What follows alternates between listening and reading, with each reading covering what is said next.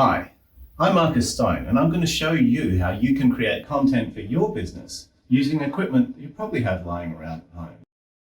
So over the next few minutes, I'm going to take you through the essentials of making content, from camera to lighting to how to appear your best on screen. Now, if you have access to a digital SLR or a video camera, then that's great. Use it. It's the difference between this and this. And you'll notice the background's nice and soft, it's got better colors, you've essentially got more control. Or you may have access to better microphones, in which case you'll sound more like this. But I'm basically going to assume that you have access to a smartphone and the sun. And for that reason, I'm not going to use any of my professional gear except as a point of reference. So let's talk about the camera. Now, if you have a smartphone, you have a camera. Lady Gaga and Steven Soderbergh have both shot major projects to general acclaim on smartphones. It's how you use it that matters. So the question is, how do you best represent your business from your house? If you have a study or a home office that would work as a background, then great, use that. And if, like me, you don't, you may want to use a white wall or a projector screen. Just remember to take a couple of steps forwards so you don't cast shadows. Now, in terms of composition, try and keep the eyes on the top third of the frame and the camera at eye height. If it's too high, you'll appear diminutive. And if it's too low, you'll appear imposing. The next thing to remember is to take a variety of shot sizes. A mid shot cuts off at the waist. It's great if you want to talk with your hands. A medium close-up cuts off at the top of the shirt pocket and is a good all-round shot size. But for important messaging, you may even want to consider going in for a close-up. You could even add interest by turning to a new camera angle, even though it's just clever editing. And one more point, if you're wanting to add supers later, make sure you leave enough space for them when shooting.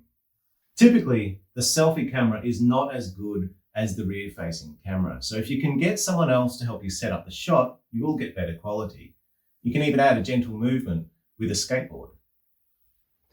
Now, in terms of the camera itself, you will need to hold it steady. You may find that you can repurpose a holder that you already have, say from a car. You can even make one from a paper cup. But for about $20, you can get one of these. And what this is a clip that allows you to connect to a tripod. And that's what I'm going to use. And to get your phone holder at the right height, you don't even have to have a tripod. You could use a bookshelf, convert an old broom handle, use a table or an ironing board, or even just take the phone to the wall. The next thing to check is your video settings. Ideally, you want to be shooting at the highest video resolution available to you. If you have an HDR mode, high dynamic range, turn it on.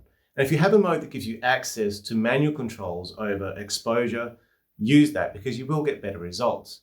And if you have one of those filters that makes you look more beautiful, turn that on. I mean, who doesn't want to look more beautiful, right? My camera doesn't have any of those modes. Next, clean your lens. Really, it's the difference between this and this. So how far away should the camera be from you? Well, it's a balancing act because the further away you are from the camera, the worse your sound is going to be. But the closer you get to the camera, the more the wide-angle lens will start to distort the features of your face, making your nose bigger and making hairlines recede. So for a close-up, you may find that the best option is to move the camera back a little bit and then zoom in to get the shot that you want.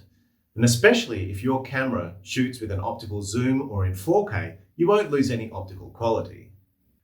And as far as sound goes, remember to turn off any background sources of noise. Music's especially bad, but air conditioners, fridges, heaters, all can contribute to a floor noise that makes it harder to hear you.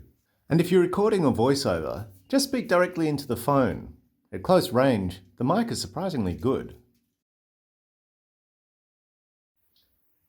Now, when presenting to camera, remember to keep a good posture. It helps reduce tummies and double chins. For a more natural delivery, try just remembering the bullet points that you want to cover in each take. But if you find that too daunting, there are teleprompter apps available, although I do think you can tell the difference. Just make sure it's designed to work with your phone and doesn't require a separate external camera. Speak loudly and slowly using the lower part of your vocal register, and you will sound more confident. And lastly, remember that you're not speaking to a camera, you're speaking through the camera to the person that you're trying to reach. So try to inject a little bit of the warmth that you would have in a genuine human interaction. A good shot is a combination of composition and lighting. So I'm going to start outdoors because it represents a worst case scenario, a single light source that we can't control. But believe me, everything that we learn outside will apply indoors. The sun is the brightest and biggest light source in our solar system, but it's so far away that all that light comes from a small point in the sky, making shadows harsh. This is pretty much the worst light you can have. A cloudless sky with the sun beating down from high overhead. It's a beautiful day, but not for photography. Now I have brought with me a white card and you can see how that helps fill the shadows. But if I step into the shade, you'll see that I'm no longer being lit by the direct sun, but by the light bouncing off everything all around me. And that is the difference between a diffuse light source and a direct light source. A better option is to wait for a cloudy day when the sun's rays are diffused through the clouds like a gigantic light tent. It's the same time of day. You'll notice I've still got dark eye shadows, but the softer light is more forgiving. But the best option is to wait for what cinematographers call magic hour. It's the time just around sunset when the sky is a deep blue, the light is soft, and it comes from near the horizon. Let's head back inside. The most important thing is to be able to see your subject's eyes, which usually means having some kind of a diffuse light source somewhere here. Not so high that it casts those dark eye shadows again, and not so far to one side that it lights one eye while leaving the other eye in darkness. The one exception to that is if you wear glasses, where you'll have to have a light on both sides so that the reflections don't bounce back into the camera. Now I'm going to cut to the chase for you here. The best light you're going to find is a window. It's diffuse, it's bright, and it happens in this kind of a plane here. So I would encourage you to get your phone, put it in selfie mode, and walk around your house and see how the light interacts with you. The worst light you'll find is from a ceiling light. Remember our midday sun? It's too high, it's too directional, and in this case, it's the wrong color. So turn them off, they are not your friend. So what do you do if the background that you want doesn't have the lighting that you want? Well, you compromise. You may have noticed I haven't followed my own advice here. I've got the window off to this side, it's lighting the side of my face. It's not up in this kind of area here. But this is the best aspect of this room. So I've hung sheets of aluminium foil behind the camera to bounce light back into my face from this area here. Bouncing light off aluminium foil is great if that light is diffuse. Keep in mind that the sun does move, and a location that has diffuse light at one time of the day can have bright sunlight at another. So what can you do? You'll need something less shiny, like a white sheet. Hang that sheet up and allow the light to diffuse through it like the clouds on an overcast day. So you can see how hanging a white sheet has enabled us to have this lovely soft light that's much more flattering. So all that's great, but what if you want to shoot something that you've made, a product? Well, remember our overcast day. You can create the same effect by building a light tent, which becomes its own light source and background.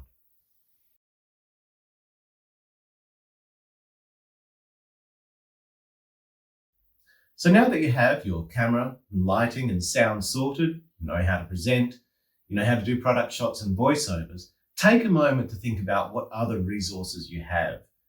Are there things you could cut away to while you're discussing them? Do you have pre-existing video or photos, team images, product shots? All of these things can help create visual interest. So that's it. I hope you found this useful, and I'm looking forward to seeing your videos.